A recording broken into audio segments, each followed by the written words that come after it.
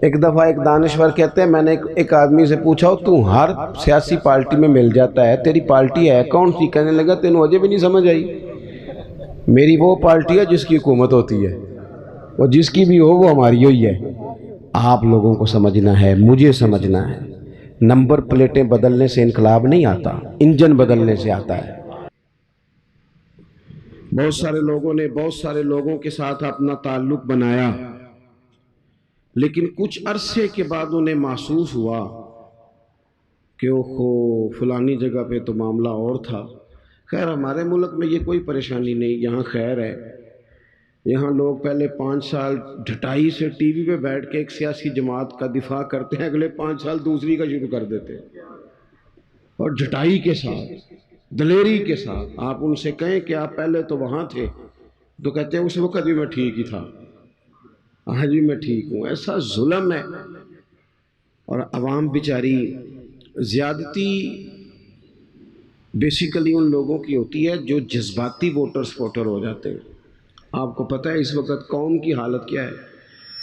اس وقت غریب آدمی جو ہے نا بیچارہ، اس کے لیے 2 وقت کی روٹی اور ضروریات زندگی مشکل کر دی گئی ہیں، اور ہر بندہ دکھ سنا نہیں سکتا، کچھ لوگوں کی طبیعت ایسی نہیں ہوتی کہ وہ روئیں۔ امیر لوگ جو ہوتے ہیں ان کو تو مہنگائی فائدہ دیتی ہے، جو کاروباری وہ تو چیزیں سنگل لی تھی وہ ڈبل ہو گئیں، ان کا تو ڈبل ریٹ لگ گیا، لیکن غریب کی مزدوری میں اضافہ نہیں ہوتا، حالات بگڑتے ہیں۔ لیکن ہمارا حال یہ ہے کہ ہماری کاریں اللہ نے دی تھی اپنے فضل سے، لیکن وہ کار، وہ کوٹھی، وہ بنگلہ، وہ ڈیرا، وہ کار کبھی کسی غریب کو ہسپتال لے جانے کے کام تو نہیں آتی، لیکن کوئی سیاسی جلسہ ہو تو پھر وہ نکل آتی ہے باہر، پھر اس پجاروں پہ جھنڈا لگ جاتا ہے۔ یاد رکھنا، صحیح حدیث میں موجود ہے، نبی پاک علیہ السلام نے فرمایا ہے اللہ قیامت کے دن تم سے یہ بھی پوچھے گا مال کمایا کہاں سے تھا، اور تم مالک نہیں ہو اس کے، تمہیں امانتاً دیا گیا ہے۔ تم مالک ہوتے پھر تمہیں حساب دینا پڑتا، تم مالک نہیں، امانت ہے، اللہ کی نعمتیں تمہارے پاس۔ ثم لتسألن یومئذ عن النعیم، ایک ایک نعمت کے بارے میں تم سے پوچھا جائے گا۔ تو حضور فرمانے لگے یہ بھی پوچھا جائے گا کمایا کہاں سے تھا، اور یہ بھی پوچھا جائے گا کہ لگایا کہاں تھا، تم نے حساب دینا ہے۔ یہ جو میں نے فلانے چودھری کے سپورٹر بن کے فلاں کر کے دفتر بنا کے مال لگایا، تو اللہ نے پوچھنا ہے کہ غریب تو ترستے رہے، ایک ایک سرکاری بیڈ پہ 3 لوگ لیٹے رہے، یہاں تو رات کو مائیں اپنے بچوں کو کہانیاں سناتی رہیں کہ بیٹا 6 کو مہینے مشکل ہیں تمہارے باپ کے۔ یہاں تو بڑی عید والے دن بھی اس کو گوشت ملا جو اپنی عزت کی پرواہ نہ کی اور شاپر لے کے مانگنے چلا گیا، اور اسے بھی کا لائن بنا لو، لائن۔ تو بتا رب نے جب تجھے دیا تھا لائن میں لگا کے دیا تھا؟ لائن میں لگ کے تو نے لیا آج تو، اور پھر ایسی زیادتی ظلم کی بات ہے، تو تے کے بھی لے گیا تھا 4 بوٹیاں پھر آ گئے۔ تو کہہ رہا ہے جو خدا، جسے خدا نے اپنے فضل سے دیا ہے، خدا نے ان کو عطا کر دی خواجگی کہ جنہیں خبر نہیں تھی کہ روش بندہ پروری کیا ہے۔ اور حضرت وارث شاہ نے کہا تھا وارث شاہ مان کری نہ وارثاں دا، رب بے وارثہ کر کے مار گئی، ڈر اس کی بے نیازی سے، اور بے پرواہی ویک سجن دی جتھے کسے دی پیش نہ جاوے، انہیں تاجاں والے در در رولے تے منگتیاں تخت بٹھاوے، اوے سجنا کسے نو کارا مل دئی کوئی کعبے و خالی آوے۔ تو یہ اگر اللہ کبھی عطا کرے تو پھر اس پر اتنا زیادہ تکبر، اللہ تعالیٰ معافی کی توفیق عطا کرے۔ تو بات جو عرض کرنے جا رہا تھا وہ یہ ہے کہ ہمارے ہاں کچھ لوگوں کے پیچھے چلتے ہیں، پھر انہیں اندازہ ہوتا ہے کہ اوہو یہ جس کو میں سیاسی لیڈر مانتا رہا یہ تو بندہ ٹھیک نہیں تھا۔ لیکن کائنات میں ایک ہستی، صرف ایک ہستی ہے میرے رسول پاک کی، غیر مشروط اطاعت کرو اور مبالغے کے ساتھ چاہو، اور جس اینگل سے ٹٹولنا چاہو ٹٹول لو، تیری صورت تیری سیرت زمانے سے نرالی ہے، اور تیری ہر ایک ادا پیارے ادائے بے مثالی ہے۔ آپ کو لوٹنا نہیں پڑے گا. آپ جتنا جتنا حضور کو پڑھتے جائیں گے نا، جتنا جتنا. ہمارا مسئلہ یہ ہے کہ ہم ہیں سارے جذباتی مزاج کے لوگ، جذباتی، یعنی وہ ہمارے ہاں رواج بن گیا. نقیب صاحب آتے ہیں نا جب وہ سٹیج پہ، تو وہ پھر بیچارہ 2 دفعہ بھاگ کے ادھر جاتا ہے، 3 دفعہ ادھر جاتا ہے، پھر وہ کہتا ہے تیار ہو جاؤ میں جملہ دینے لگا ہوں. تو جملہ دینے لگا کہ ایٹم بم چلانے لگا ہے؟ دے جو دینا ہے تو نے جملہ. کیا تیرے جملے میں کیا چھپا ہوا ہے؟ سیدھی سیدھی اللہ رسول کی بات کر. اور پھر جملہ دینے سے بہتر تھا تو ہمیں قرآن پاک کی کوئی آیت دیتا، تو حضور کا کوئی فرمان دیتا. یہ کیا بھاگ دوڑ مچائی ہوئی ہے بلا وجہ کی. اور جناب وہ نعت خان صاحب ہیں تو وہ بھی کہتے ہیں کہ جب تک سارے نہ سبحان اللہ کہیں، اور جب تک پچھلے بھی نہ زور لگائیں، اور جب تک شمال جنوب والے نہ بول پڑے، مجھے ذائقہ نہیں آتا. بھئی تو نے تو 40,000 لیا، یہ تو مفت آئے ہیں سارے. تو زور لگا جس نے مال لیا ہے، اللہ تعالیٰ سمجھ عطا کرے. تو ہمارے ہاں یہ ہے جذباتی چیزیں. کاش ہمارا مزاج ہوتا کہ ہم ہر آنے والے سے کہتے ایک باب حضور کی سیرت کا بیان کرو، کوئی ایک پہلو پر ہمیں بتاؤ پورے میلاد شریف کے مہینے میں کہ ہمارے محبوب کا طریقہ کیا ہے. ہماری طبیعت ہوتی کہ ہر جمعے میں اگر ہم شوق پیدا کر لیں نا، جمعے میں وقت پہ جائیں، تو میری طرح کا نکمہ مولوی بھی ہو تو وہ تیاری کرنے لگ جائے گا. لیکن ہم جاتے ہی نہیں. ہم تو آخری 10 منٹ میں جائیں گے تو وہ بھی 10 منٹ کی تیاری کرے گا، پہلے دیواروں کو سنانا ہے اس نے. جب تک ہم حضور کی مکمل سیرت کو نہیں پڑھتے، سیرت عالیہ کا پورا مطالعہ نہیں کرتے، جئیں گے تو صحیح پر جینے میں مزہ نہیں آئے گا. جن لوگوں نے مکمل پڑھ لیا تھا نا، محبوب کو دیکھ لیا تھا، سمجھ لی تھی چیزیں، اپنی فہم میں اتار لی تھی، ان کو پھر لطف آیا، جینے کا بھی مزہ آیا اور دنیا سے جانے کا بھی مزہ آیا. وہ لوگ جب دنیا سے جاتے تھے نا، صحابہ اور اہل بیت، تو وہ رو رو کے نہیں جاتے تھے. ان کے مزاجوں میں، لفظوں میں، جملوں میں کوئی مایوسی نہیں نظر آتی تھی.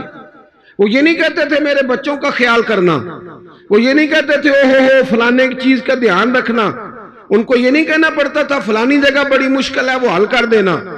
بلکہ وہ تو بچے چھوٹے چھوٹے ہیں، گھروں میں بیٹھے ہیں، بیویاں بیوہ ہو رہی ہیں، لیکن وہ جب میدانوں میں تیر کھاتے تھے تو کہتے تھے رب کعبہ کی قسم آج تو اللہ نے کامیابی عطا کر دی ہے. وہ تو کہتے تھے کامیاب ہو کے جا رہے ہیں، کامیاب. حضور کی سیرت مبارکہ پر غور کیا جائے، اپنی زندگی کو سنت اور شریعت کے سانچے میں ڈھالا جائے. اور سنت اور شریعت ظاہری اولیاء کا نام نہیں، فقط اولیاء بنا لینا دین نہیں. فقط آپ کی توجہ ہے میری بات پر؟ اور بعض لوگ میری طرح پگڑی داڑھی والے ہو جاتے ہیں تو وہ سمجھتے ہیں میں نے کل دین اختیار کر لیا ہے. اس سے بھی ہمیں بچنا ہے. نبی پاک علیہ السلام کا جو سب سے پہلا تعارف ہے نا، وہ تو صادق اور امین ہونے کا ہے. تو دیکھا تو یہ جائے گا تو سچ کتنا بولتا ہے. تیری سنت اور شریعت اور حضور کے دین پر چلنے کا آغاز تو یہاں سے ہوگا کہ تو دیانتدار کتنا ہے. تیرے ساتھ اگر کوئی مالی لین دین کرتا ہے تو تیرے اندر صفائی کتنی ہے. بات یہاں سے. میرے پیر بھائی آئے ہوئے تھے تھوڑے دن پہلے کافی سارے، تو میں ان کو کہہ رہا تھا کہ یاد رکھنا اگر تمہارا لوگوں سے لین دین ٹھیک ہوگا نا، بیوی کو ڈانٹو گے نہیں، گالی نہیں دو گے، تو خود بخود سمجھ آ جائے گی کہ پیر صاحب تربیت ٹھیک کر رہے ہیں. اور اگر میری کرامت ہی سناؤ گے نا گھر جا کے، اور کوئی پابندی نہیں، کوئی اخلاق کا پتہ نہیں، تو پھر وہ صاف صاف کہے گی اے دسے تینوں تیرے پیرانے. یہ سبق دیتے ہیں استاد جی. پھر نری کرامتیں سنانے سے تھوڑے کوئی مطمئن ہوتا ہے. عزیز، صرف ظاہری حلیہ نہیں، سب سے زیادہ ضروری ہے زبان کی سچائی، مال میں صداقت، صفائی. آپ لین دین کے پورے. ہمارے ہاں لوگ کہتے ہیں فلانے چودھری صاحب نے بیٹی کو حصہ نہیں دیا، تو میں کہتا ہوں جس کی 5 مربع زمین ہے اس کی بیٹی کا بھی حصہ بنتا ہے، اور جس کا 5 مرلے کا گھر ہے نا، پوچھ لینا مفتی صاحب سے، حصہ تو اس کا بھی بنتا تھا، تو اس نے کیوں نہیں دیا؟ صرف یہ آپ نے بڑے آدمی پر ہی الزام دینا تھا، گفتگو ہی کرنی تھی. جب تک آپ اپنے معاملات میں پوری صفائی نہیں رکھتے، جب تک آپ دیانت کا مظاہرہ نہیں کرتے. آج کل ہماری دیانتداری اس طرح کی ہے، ہمارے ایک دوست بتانے لگے کہ ایک آدمی گزر رہا تھا تو اسے جوتے کا ایک پیر مل گیا، جوتا بڑا مہنگا تھا، نیا تھا، ڈبے سے کسی کا گرا تھا، ایک پیر ملا۔ انہوں نے ڈھونڈنا شروع کر دیا، کس کا ہے جوتا، کس کا ہے، کس کا ہے، کس کا ہے۔ وہ گلیوں میں آوازیں دیتا جا رہا ہے، اور کسی کا جوتا گر گیا ہے۔ پھر تھوڑا سا آگے جا کے نا اسے دوسرا پیر بھی مل گیا، پر اس نے مالک ڈھونڈنا بند کر دیا۔ اس نے کہا ٹھیک ہے اب ضرورت نہیں۔ جب تک وہ ایک تھا نا، دیانت داری عجیب ہے نا، یعنی کسی کو کہیں نا یہ مرغا بیمار تھا تو ذبح نہیں ہوا تو مر گیا ہے، تو وہ کھائے گا تو اسے الٹی آئے گی، کہے گا یہ حرام ہے۔ صحیح کہہ رہا ہوں؟ میری بات ٹھیک ہے؟ وہ مرغا جو 500 کا ہے وہ حرام موت مرا، ذبح نہیں ہوا، تو وہ کسی کو کھلائیں تو الٹی آتی ہے۔ بھئی اس پہ الٹی آتی ہے تو 50,000 حرام کا ہو تو اس پہ الٹی کیوں نہیں آتی؟ 50 کروڑ حرام کا تو اس پہ الٹی کیوں نہیں آتی؟ یہ کیا بات ہوئی کہ اگر تھوڑی چیز ہے تو معاملہ اور ہے، بڑی ہو جائے تو؟ مجھ سے ایک دفعہ ایک صاحب نے پوچھا، انہوں نے کہا کہ عیسائی کے ساتھ روٹی کھانی جائز ہے؟ میں نے کہا یہ مسئلہ غریب عیسائیوں کے بارے میں پوچھتے ہو، اس کے ساتھ بھی ناجائز ہے، لیکن عیسائی اگر امریکہ کا صدر ہو تو اس کے ساتھ بھی ناجائز ہے۔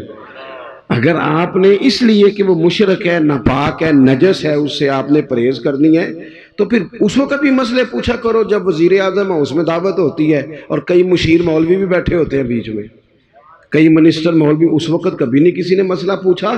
کیا دین کا فتویٰ اس لیے ہے کہ غریب ہو تو فتویٰ اور ہے، امیر ہو تو مسئلہ اور ہے؟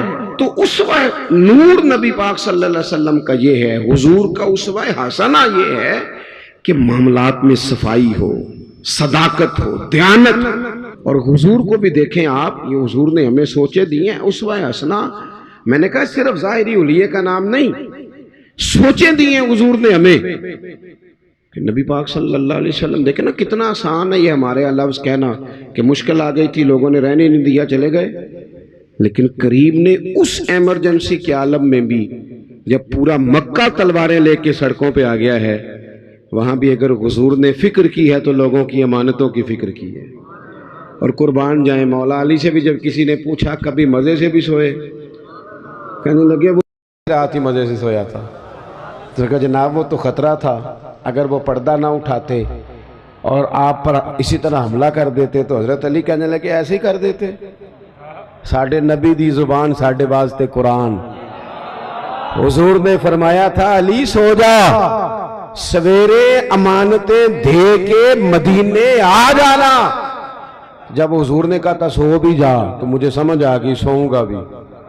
جب کریم نے کہا سویرے اٹھنا ہے تو سمجھ آ گئی سویرے اٹھنا بھی ہے۔ جب کہا امانتیں دے دینا تو سمجھ آ گئی امانتیں دینی بھی ہیں۔ اور جب کہا تھا مدینے آ جانا تو سمجھ آ گئی جناب اسرائیل اتنی دیر نہیں آ سکتے جتنی دیر حضور کا مدینہ نہ آئے۔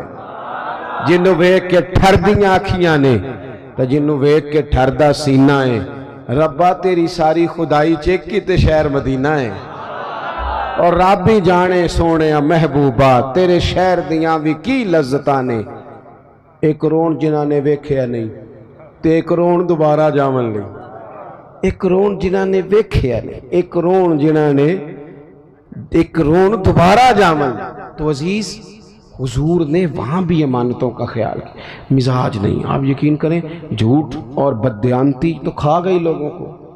بیوی کہہ رہی ہوتی ہے کہ چل تھوڑے پیسے دے دیا کر، سچ تو بولا کرنا، لاہور جاتا ہے تو لاہور کا ہی بتا کے جایا کر۔ ماں کہتی ہے پتر تھوڑے وعدے کر پر سچے کر۔ کیا کیا ان حکمرانوں نے؟ اب تو میں تو کئی دفعہ کہتا ہوں ان سے تو کوئی امید ہی نہیں۔ اب پچھلی حکومت کہہ رہی تھی، اس سے پچھلی نے مہنگائی کی ہے، تو یہ کیا کہہ رہی ہے؟ تو کی کس نے ہے؟ اور حال یہ ہے کہ کچھ لوگ اس حکومت میں بھی تھے، اس میں بھی ہیں۔ ایک دفعہ ایک دانشور کہتے ہیں میں نے ایک آدمی سے پوچھا تو ہر سیاسی پارٹی میں مل جاتا ہے، تیری پارٹی ہے کون سی؟ کہنے لگا تینوں اجے بھی نہیں سمجھ آئی، میری وہ پارٹی ہے جس کی حکومت ہوتی ہے، اور جس کی بھی ہو وہ ہماری ہوئی ہے۔ آپ لوگوں کو سمجھنا ہے، مجھے سمجھنا ہے، نمبر پلیٹیں بدلنے سے انقلاب نہیں آتا، انجن بدلنے سے آتا ہے۔ تو میں بات اسی پر ختم کرتا ہوں کہ اپنی زندگی میں اسوہ حسنہ کو اپنائیں، یہی ہمارا اصل ہے، اسی میں ہماری نجات ہے۔ اللہ تبارک و تعالی ہمیں اس کی توفیق عطا فرمائے۔